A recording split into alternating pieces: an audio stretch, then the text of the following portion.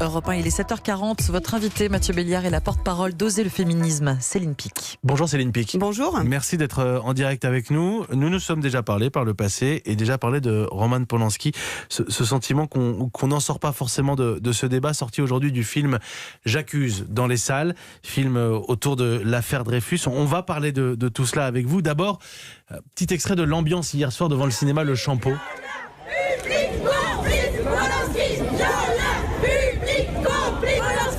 C'était hier devant le Champeau, à Paris, un cinéma à Paris. L'avant-première y a été annulée. Polanski violeur, ok. Public complice. Si on va voir ce film, on est complice à vos yeux? Alors moi je dirais peut-être pas complice, mais en tout cas on peut appeler au boycott ou en tout cas à la responsabilité personnelle. Et puis surtout, et ça c'est le plus important, parler du dossier de presse, parler de ce que Roman Polanski est en train de faire, c'est-à-dire inverser les victimes et les bourreaux. Et ça, le dénoncer haut et fort et montrer que le monde du cinéma aujourd'hui a une forme d'amnésie sélective, puisqu'on voit à quelques jours d'intervalle entre l'affaire d'Adèle Haenel d'un côté et puis de l'autre côté les accusations de Valentine Monnier, le deux poids deux mesures. Très bien Céline Pic, c'est le programme de l'interview des 5 minutes qui viennent, vous avez tout dit. Non mais très bien. Le dossier de presse, puisque vous en parlez, dossier de presse de Gaumont pour la sortie du film J'accuse. Il y a eu plusieurs versions, ça a été modifié. Il y a eu aussi plusieurs discours dans plusieurs interviews différentes. Un coup, Roman Polanski se compare à Alfred Dreyfus. Un coup, non. C'est ce qui vous a choqué? Alors, nous avons été toutes choquées par effectivement le dossier de presse, où en fait on nous dit toujours il ne faut pas mélanger l'homme et l'artiste. Mais en fait, l'homme et l'artiste sont complètement mêlés. Et là, on le voit. C'est lui qui les mélange. Il les mélange et il utilise le dossier de presse pour attaquer bille en tête, MeToo, et il dit clairement, pour être extrêmement clair, des histoires aberrantes de femmes que je n'ai jamais vues de ma vie et qui m'accusent de choses qui se seraient déroulées il y a plus d'un demi-siècle. Donc il traite les femmes victimes qui témoignent de viol, d'affabulatrices, de menteuses, et puis il nous compare à une forme de néo-macartisme, ça a été dit une fois dans une interview, et puis des choses dans les réseaux sociaux qui condamnent et exécutent les accusations mensongères, les procédures c'est pas lui, juridiques. C'est Pascal Bruckner qui le soutient et qui l'interrogeait dans ce sens-là. Et lui, par contre, parle dans son dossier de presse de procédures juridiques pourries. Je rappellerai simplement qu'il n'a jamais eu de procès.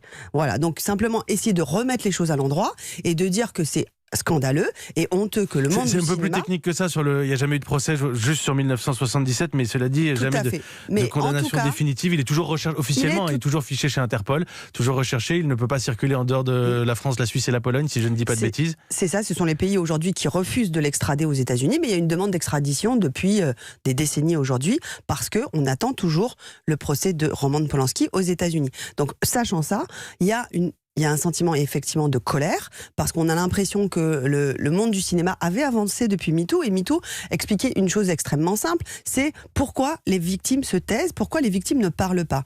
Les victimes ne parlent pas dans le cas de Weinstein ou dans le cas de Polanski, parce que vous êtes face à quelqu'un de puissant qui a la possibilité de construire ce silence. C'est ce que dit Adèle Haenel. Elle explique qu'elle est... en situation de, grâce à sa notoriété, il faut comprendre, femme blanche, riche et célèbre, qui a bénéficié aussi, soulignons-le, d'une enquête approfondie de nos confrères de Mediapart, et donc elle peut accuser Christophe Ruggia. Aujourd'hui, les victimes de Roman Polanski n'ont pas cette situation de... Voilà, et tout à fait. Et la dernière accusatrice, donc Valentine Monnier, qui accuse Roman Polanski de l'avoir violée à 18 ans, là aussi il y a une enquête circonstanciée dans le Parisien, là aussi il y a un certain nombre de témoignages qui montrent que ce n'est pas de la fabulation, mais c'est réellement un acte de courage extrêmement fort, parce que Valentine Monnier n'a pas la notoriété d'Adèle Haenel, et là, Roman Polanski, lui, utilise son statut d'artiste pour l'accuser de menteuse. Et ça, c'est insupportable, parce qu'en fait, c'est un petit peu comme si on avait un peu tout oublié de MeToo, et c'est une forme de double violence de la part des victimes. Combien il y a de victimes aussi qui n'ont pas parlé, puisqu'on arrive quand même à chaque année, il y a des nouvelles révélations, des nouvelles accusations.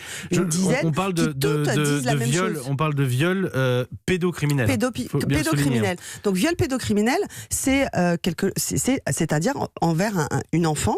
Donc toutes les enfants qui ont été violés dont les femmes accusent Roman Polanski de viol avaient toutes entre 10 et 18 ans au moment des faits. Donc c'est vraiment le même stratagème, c'est utiliser sa puissance. Et là, Enfin, vraiment, il faut, je pense, souligner une spécificité française. C'était ma question ensuite. Parce qu'aux États-Unis, voilà, on a l'impression qu'on a fait un peu de ménage. Je ne voudrais pas non plus dire que tout est blanc, tout est clair désormais, mais ce qu'il y a aujourd'hui, on sent une forme de malaise, et c'est un euphémisme.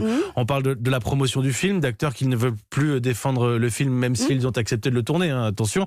Il y a une spécificité française. Il y a un problème dans le cinéma français. Il y a une spécificité française avec une forme de statut de l'artiste qui le dédouanerait de un petit peu près tout. Donc, Christophe Rougier a parlé de Pygmalion. C'est ça aussi qu'on veut dénoncer, décrypter. Il n'y a pas de Pygmalion qui autoriserait les hommes sur les tournages de cinéma à agresser sexuellement les jeunes actrices, et en particulier les enfants de 12 ans. C'est ça la réalité des faits de ce qu'on veut dénoncer, et il serait impensable aujourd'hui que Weinstein, libéré sous caution, continue à faire des films aux États-Unis. C'est impensable. Donc effectivement, il y a une spécificité française, et c'est ça qu'on veut décrypter. Il n'y a pas de statut de l'artiste qui serait sous prétexte de génie artistique. Mais pardonnez-moi, pourquoi Polanski, il a 86 ans, les temps ont changé, on a eu beaucoup de discours, il y a aussi beaucoup de comédiennes qui parlent aujourd'hui, et pas qu'Adèle Haenel.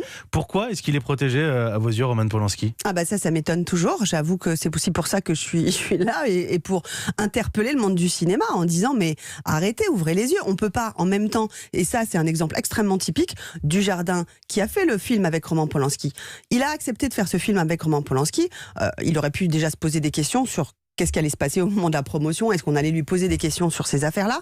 Et il a applaudi, il a soutenu Adèle Haenel. On peut pas en même temps soutenir Adèle Haenel et en même temps protéger Roman Polanski, accuser Valentine Monnier et toutes les accusatrices de Polanski de menteuses, et dire que MeToo c'est un peu fatigant. C'est juste pas possible, c'est une question de cohérence, et on voit bien que l'impunité des violeurs et l'impunité des agresseurs est étroitement liée au pouvoir et à la capacité d'organiser le silence grâce à votre pouvoir, et c'est ça qu'on a appris de MeToo, et Roman Polanski reste encore puissant dans le monde du cinéma malheureusement, et c'est pour ça aujourd'hui qu'il continue à sortir des films, qu'il continue à obtenir des prix à la Mostra de Venise, et qu'il continue à utiliser son dossier de presse pour accuser les femmes de menteuses, et c'est insupportable. Merci Céline Pic. Je voudrais juste préciser pour terminer cette interview, puis ensuite chacun se fera son avis. Vous pouvez d'ailleurs réagir au 3921 si vous le souhaitez. Juste préciser simplement que nous avons contacté énormément de gens du cinéma français qui se sont exprimés sur MeToo ou qui ont travaillé avec Roman Polanski,